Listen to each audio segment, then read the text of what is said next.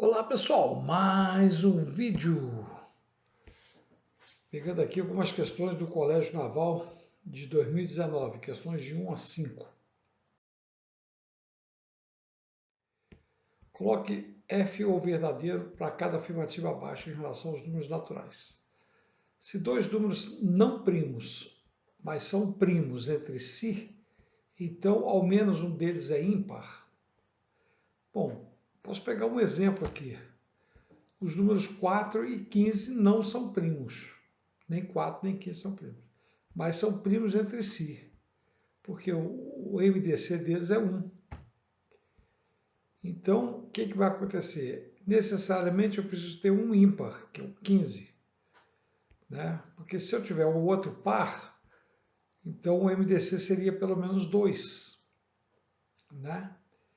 Então, aí eles não seriam primos entre si. Logo, essa está, então, correta. O produto de três números naturais consecutivos é um múltiplo de 6. Bom, se os números são consecutivos, então pelo menos um deles é par. Que eu posso ter um par, um ímpar, outro par. Então, vou ter dois pares. Ou posso ter um ímpar, um par e um ímpar. Então, eu tenho um par. Se eu tenho um par, então ele é divisível por 2. Por outro lado, se eu tenho três números consecutivos, então um deles, obviamente, tem que ser múltiplo de 3. Então, eu posso pegar 3, 4, 5, por exemplo. 4, 5, 6. Né? Então, sempre tem um que é múltiplo de 3, ou seja, ele é divisível por 3. Então, ele é divisível por 2, porque um deles é par, e é divisível por 3, porque um deles é múltiplo de 3. Então, pela divisibilidade, né, de 6, ele tem que ser divisível por 2 e por 3 ao mesmo tempo. Então, essa também está correta. A soma de três números naturais consecutivos é um múltiplo de 3. Verdade, né? Porque, supondo que eu tenho os números x menos 1, x e x mais 1, três números consecutivos. Ora, se eu somar, vai dar 3x, exatamente, porque o menos 1 vai cancelar com 1. Então, a soma de 3x, a soma é 3x, ou seja, é um múltiplo de 3, então essa também é verdade. Última. O número primo 13 divide a expressão 2019 elevado a 13 menos 2019. Esse aí nós vamos ter que usar o pequeno teorema de Fermat para poder ir mais rápido. Esse teorema diz o seguinte, que se eu tenho um número que cujo MDC com P é 1 e o P é primo, eu posso escrever que A elevado a P menos 1 é congruente a 1 módulo P. Isso quer dizer que se eu pegar esse número e dividir por P, o resto vai ser 1. Então, ele não é divisível. Muito bem. Então, eu vou usar esse artifício aqui. Ó. Veja bem, vou fazer 2019, que é a base aqui. Então, é o A. Elevado a 13 menos 1. 13 é o primo. Então, vai ser congruente a 1 módulo 13. P é primo. 13 é primo. Ora, então se eu tirar 1 agora dos dois lados da congruência, eu vou ter 2019 elevado a 12 menos 1, congruente a 0, porque vai ficar 1 menos 1, 0, módulo 13. O que quer dizer isso? Quer dizer que se eu pegar esse número e dividir por 13, eu vou ter resto 0, portanto ele é divisível. Então vamos ver se aqui eu encontro este resultado. Veja, eu posso colocar 2019 em evidência. Então, 2019 elevado a 13 menos 2019, colocado em evidência, vai ficar o 2019 aqui. Aqui vai ficar 2019 elevado a 12 menos 1. Ora, então esse cara é divisível por 13. Como aqui é um produto, então todo o resto é divisível por 13. Então as quatro são corretas. Bom, seja y essa função aqui, que é um trinômio de segundo grau na variável x, e o m é um número real. Bom, sabendo que as raízes R1 e R2 de y são tais que R1 é menor que 1 e 1 é menor que R2, Qual é a soma dos possíveis valores inteiros e distintos de m? Bom, então aqui é o seguinte. Se ele tem duas raízes, quer dizer que o delta é maior que zero. Por outro lado, se eu fizer x igual a zero, eu vou perceber onde que ele toca o eixo do y. Então vai ser em 0 e menos 16. Tá ok? Bom, então, isso aqui pode me gerar o seguinte, que o m vai ter que ser maior que zero, pois a parábola obrigatoriamente, ela vai ter a concavidade para cima. Veja o gráfico. Aí está, ó. Então pode ser a amarela e pode ser a preta, porque ela tem que passar aqui no menos 16. Né? Ela tem que passar no menos 16. Você poderia dizer, bom, mas ela não pode ser assim, né? Então veja, se ela for assim ou assim, veja, se ela for assim, as duas raízes vão ser negativas. E se ela for assim, as duas raízes serão positivas. Mas aí não é garantido que uma delas vai ser antes de 1 e a outra depois. E agora aqui eu tenho certeza. Ó. Veja, vamos supor que o 1 esteja nesta posição.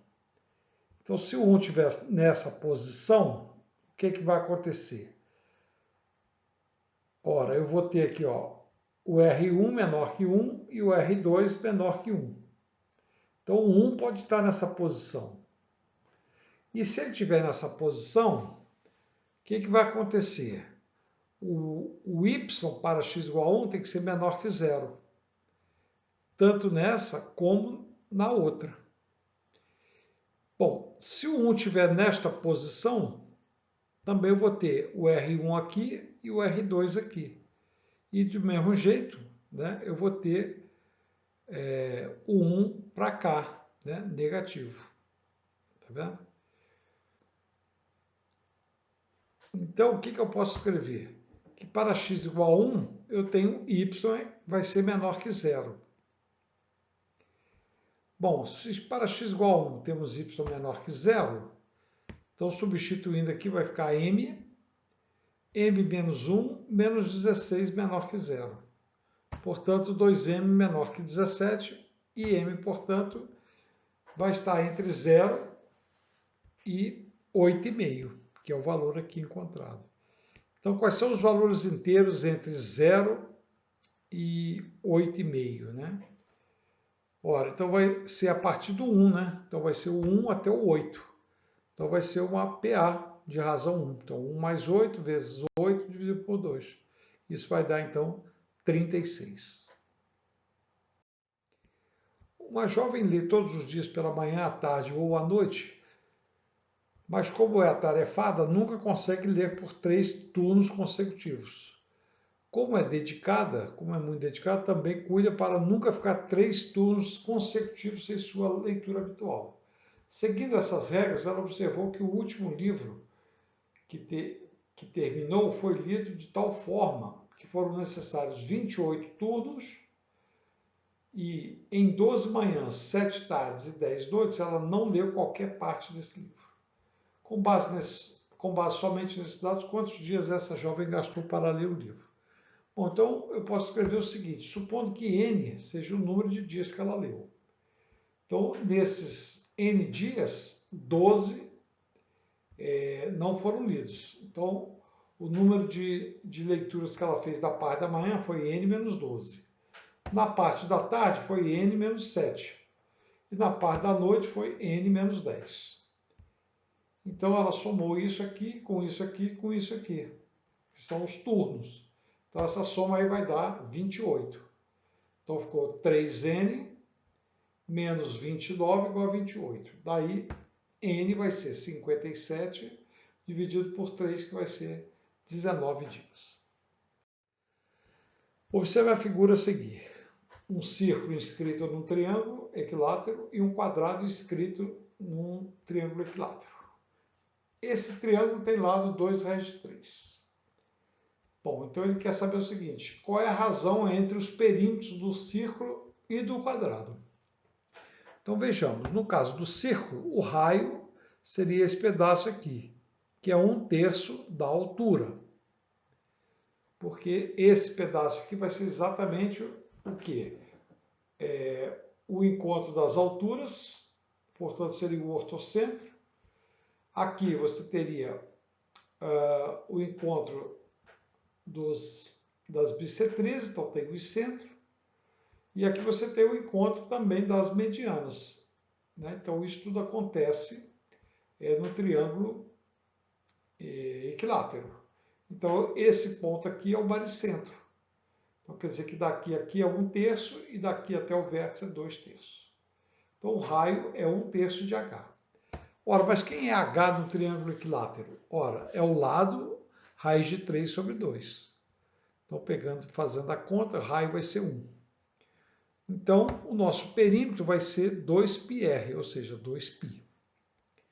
No caso do quadrado, nós vamos ter que aplicar a semelhança do triângulo. Então se eu pegar aqui a altura do triângulo equilátero, é o lado raiz de 3 sobre 2, e dividir por esse pedaço aqui, que é a metade do lado do triângulo, ou seja, metade de 2 raiz de 3 é raiz de 3. Assim como, aí eu vou pegar esse triângulo aqui, que é semelhante ao outro. Então vai ser o lado do quadrado dividido por esse pedaço. Mas quem é esse pedaço? Ora, é a metade aqui do lado do triângulo, menos a metade aqui do quadrado, do lado do quadrado. Então ficamos assim. Multiplicando em cruz, fazendo a continha, vamos obter isso. Fazendo essa conta, vamos obter isso. E por último, vamos obter isso. Logo, o nosso lado, né, vai ser 6 dividido por 2 mais raiz de 3. Muito bem. Racionalizando, vamos ter exatamente isso. Porque ao racionalizar, multiplicamos por 2 menos raiz de 3, e embaixo vai dar 1.